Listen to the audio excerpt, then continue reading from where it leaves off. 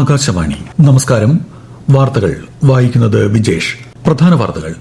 പ്രധാനമന്ത്രി നരേന്ദ്രമോദി ഇന്ന് ബീഹാറിലെ മുഖ്യമന്ത്രി മഹിളാ റോസ്ഗാർ യോജന വീഡിയോ കോൺഫറൻസിംഗിലൂടെ ഉദ്ഘാടനം ചെയ്യും. വികസനത്തിനും സമാധാനത്തിനും ഭീകരത വലിയ ഭീഷണിയെന്ന് വിദേശകാര്യമന്ത്രി എസ് ജയശങ്കർ. വോട്ടെണ്ണൽ പ്രക്രിയ സുതാര്യമാക്കാൻ സുപ്രധാന മാറ്റങ്ങൾ നിർദ്ദേശിച്ച് തെരഞ്ഞെടുപ്പ് കമ്മീഷൻ. വോട്ടിംഗ് യന്ത്രത്തിലെ അവസാന 2 റൌണ്ട് എണ്ണുക തപാൽ വോട്ടുകൾ പൂർണ്ണമായി എണ്ണിക്കഴിഞ്ഞ ശേഷം. നെൽ കർഷകരുടെ പ്രശ്നം പഠിക്കാൻ കേന്ദ്ര കൃഷി മന്ത്രാലയം നിയോഗിച്ച വിദഗ്ധ സംഘം ഇന്ന് പാലക്കാട് സന്ദർശിക്കും. കേരളത്തിൽ അതിശക്തമായ മഴ. തിരുവനന്തപുരം ജില്ലയിൽ വിദ്യാഭ്യാസ സ്ഥാപനങ്ങൾക്ക് അവധി. കേരള, കർണാടക, ലക്ഷദ്വീപ് തീരങ്ങളിൽ ഇന്നും നാളെയും മത്സ്യബന്ധനത്തിന് വിലക്ക്. ബംഗ്ലാദേശിനെ തോൽപ്പിച്ച് പാകിസ്ഥാൻ ഏഷ്യ കപ്പ് ക്രിക്കറ്റ് ഫൈനലിൽ. ചരിത്രത്തിൽ ആദ്യമായി സുബ്രതോ കപ്പ് സ്വന്തമാക്കി കേരളം. വാർത്തകൾ വിശദമായി. പ്രധാനമന്ത്രി നരേന്ദ്രമോദി ഇന്ന് ബീഹാറിലെ മുഖ്യമന്ത്രി മഹിളാ റോസ്ഗാർ യോജന വീഡിയോ കോൺഫറൻസിംഗിലൂടെ ഉദ്ഘാടനം ചെയ്യും. 75 ലക്ഷം സ്ത്രീകളുടെ ബാങ്ക് അക്കൌണ്ടുകളിലേക്ക് 10,000 രൂപ വീതം നിക്ഷേപിക്കും.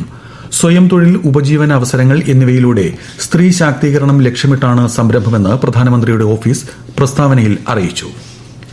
ലോകത്തിലെ 3ാമത്തെ വലിയ സ്റ്റാർട്ടപ്പ് ആവാസ വ്യവസ്ഥയാണ് ഇന്ത്യയെന്ന് പ്രധാനമന്ത്രി നരേന്ദ്രമോദി. ആഗോള നിക്ഷേപകർ ഇന്ത്യയെ വലിയ ശുഭാപ്തി വിശ്വാസത്തോടെയാണ് നോക്കിക്കാണുന്നതെന്നും പ്രധാനമന്ത്രി പറഞ്ഞു. ന്യൂഡൽഹിയിൽ ഇന്നലെ വേൾഡ് ഫുഡ് ഇന്ത്യ പരിപാടിയെ അഭിസംബോധന ചെയ്യുകയായിരുന്നു അദ്ദേഹം. കഴിഞ്ഞ ദശകത്തിൽ രാജ്യത്ത് ഭക്ഷ്യധാന്യ ഉൽപാദനത്തിൽ ഗണ്യമായ വളർച്ചയുണ്ടായിട്ടുണ്ടെന്നും പ്രധാനമന്ത്രി പറഞ്ഞു. जो चैलेंजेस दुनिया के सामने आए हैं, भारत ने आगे बढ़कर अपनी सकारात्मक भूमिका निभाई है. ग्लोबल फूड सिक्योरिटी में भी भारत निरंतर कंट्रीब्यूट कर रहा है. हमारे किसानों, हमारे पशुपालकों, हमारे मछुआरों के परिश्रम और सरकार की नीतियों से भारत का सामर्थ्य निरंतर बढ़ रहा है. ഇന്ത്യയുടെ പരോക്ഷ നികുതി സമ്പ്രദായം ലളിതമാക്കുന്നതിനുള്ള സുപ്രധാന ചുവടുവയ്പാണ് പുത്തൻ തലമുറ GST പരിഷ്കാരങ്ങളെന്ന് കേന്ദ്ര സർക്കാർ. ഈ മാസം 22-ന് പ്രാബല്യത്തിൽ വന്ന GST ഘടനാ പരിഷ്കാരങ്ങൾ പ്രകാരം നികുതി ഘടനയെ 5%, 18% എന്നിങ്ങനെ 2 സ്ലാബുകളാക്കി മാറ്റി. സാധാരണക്കാർ, തൊഴിലാളികൾ, കർഷകർ, കൃഷി, ആരോഗ്യ സംരക്ഷണം എന്നിവയ്ക്ക് പ്രയോജനം ചെയ്യുകയാണ് നിരക്കുമാറ്റത്തിന്റെ ലക്ഷ്യം. വോട്ടെണ്ണൽ പ്രക്രിയ സുതാര്യമാക്കാൻ സുപ്രധാന മാറ്റങ്ങൾ നിർദ്ദേശിച്ച് തെരഞ്ഞെടുപ്പ് കമ്മീഷൻ. ഇനി മുതൽ തപാൽ വോട്ടുകൾ പൂർണ്ണമായി എണ്ണിക്കഴിഞ്ഞ ശേഷമേ വോട്ടിംഗ് യന്ത്രത്തിലെ അവസാന 2 റൌണ്ട് എണ്ണൂ. നിലവിൽ യന്ത്രത്തിലെ വോട്ടെണ്ണൽ സ്വതന്ത്രമായാണ് നടന്നിരുന്നത്. ചിലപ്പോൾ തപാൽ വോട്ടുകൾ എണ്ണിത്തീരുന്നതിന് മുമ്പ് തന്നെ EVM-ലെ വോട്ടെണ്ണൽ അവസാനിക്കുന്നത് ആശയക്കുഴപ്പത്തിനും തർക്കങ്ങൾക്കും കാരണമാകുന്ന സാഹചര്യത്തിലാണ് നടപടി. തപാൽ വോട്ടുകളുടെ എണ്ണം ഗണ്യമായി വർദ്ധിച്ച മണ്ഡലങ്ങളിൽ വോട്ടെണ്ണാൻ കൂടുതൽ ജീവനക്കാരെ നിയോഗിക്കാനും നിർദ്ദേശിച്ചിട്ടുണ്ട്. ലഡാക്കിലെ പരിസ്ഥിതി നേതാവായ സോനം വാങ്ചുക്കിന്റെ NGOയ്ക്ക് വിദേശത്തു നിന്ന് സംഭാവന സ്വീകരിക്കാനുള്ള FCRA സർട്ടിഫിക്കറ്റ് ആഭ്യന്തര മന്ത്രാലയം റദ്ദാക്കി. 2021-22 വിദേശ സംഭാവന നിയന്ത്രണ നിയമം ലംഘിച്ച് സോനം വാങ്ചുക് അസോസിയേഷന്റെ FCRA അക്കൌണ്ടിലേക്ക് 3.5 ലക്ഷം രൂപ നിക്ഷേപിച്ചതായി ആരോപിച്ചാണ് നീക്കം. പൊതുസേവനവും സദ്ഭരണവും മുഖമുദ്രയാക്കി കേന്ദ്ര സർക്കാർ ഗവേണൻസ് ആവാസ വ്യവസ്ഥയുടെ ഉത്തേജനത്തിനായി നടപ്പാക്കുന്ന വിവിധ നടപടികളെക്കുറിച്ചാണ് ആകാശവാണിയുടെ പ്രത്യേക പരമ്പരയായ സേവാ പർവിൽ ഇന്ന്.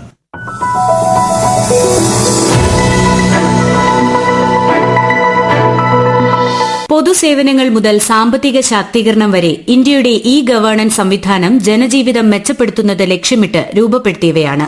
ഗവേണൻസ് ലളിതവും ഫലപ്രദവും പരിസ്ഥിതി സൌഹൃദവുമായ ഭരണ സംവിധാനമാണെന്ന് പ്രധാനമന്ത്രി നരേന്ദ്രമോദി പറഞ്ഞു.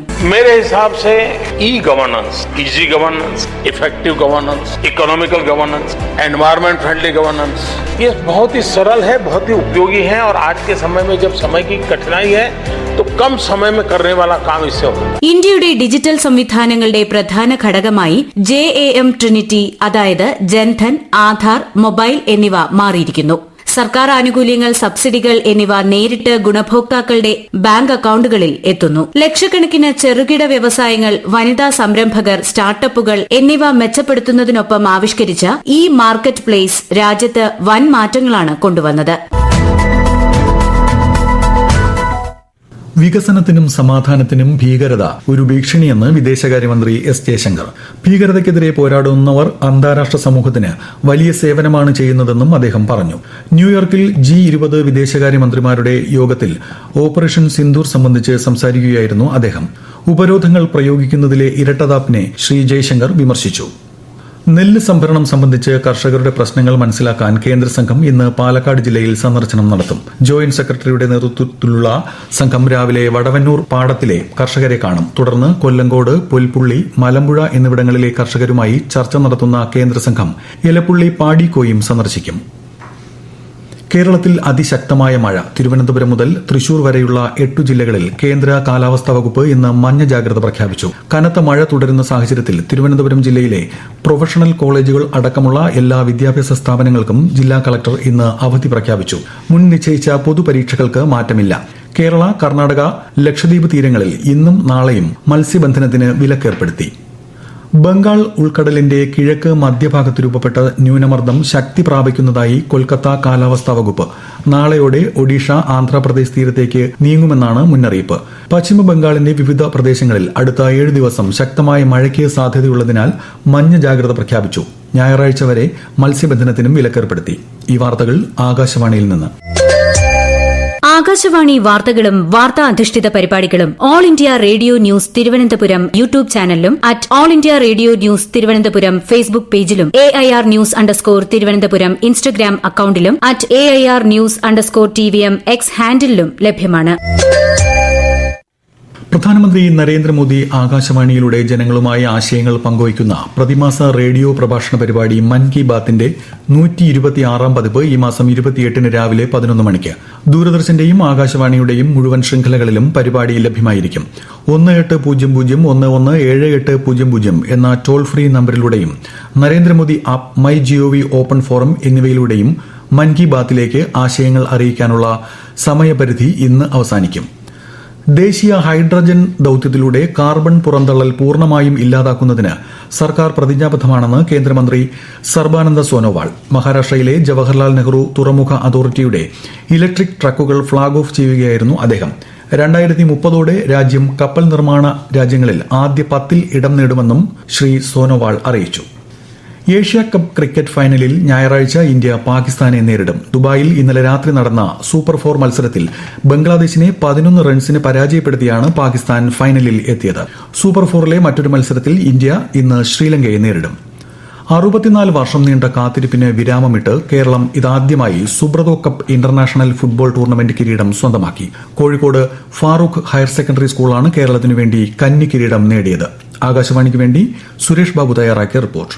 ഡൽഹിയിലെ ജവഹർലാൽ നെഹ്റു സ്റ്റേഡിയത്തിൽ നടന്ന കലാശ പോരാട്ടത്തിൽ പൊരുതിക്കളിച്ച ശക്തരായ ഉത്തരാഖണ്ഡ് അമ്യൂണിറ്റി CBSE പബ്ലിക് സ്കൂളിനെ മറുപടിയില്ലാത്ത 2 ഗോളുകൾക്കാണ് കേരളത്തിന്റെ ഫാറൂഖ് ഹയർ സെക്കൻഡറി സ്കൂൾ വീഴ്ത്തിയത്. കളിയുടെ തുടക്കം മുതൽ ആക്രമിച്ചു കളിച്ച എതിരാളികളുടെ വലയിൽ അപ്രതീക്ഷിതമായാണ് 20ാം മിനിറ്റിൽ തഗലാംബെ കേരളത്തിന് വേണ്ടി പന്തെത്തിച്ചത്. ഗോൾ തിരിച്ചടിക്കാൻ CBSE ടീം കിണഞ്ഞു പരിശ്രമിച്ചെങ്കിലും കേരളത്തിലെ പ്രയോഗം അതിശക്തമായി നിലകണ്ടതോടെ എല്ലാം വിഫലമായി. 62ാം മിനിറ്റിൽ ആഷ്മിൽ ഉഗ്രൻ ഷോട്ടിലൂടെ ഗോൾ കീപ്പറെ കീഴ്പ്പെടുത്തി കേരളത്തിന്റെ വിജയം ഉറപ്പാക്കി.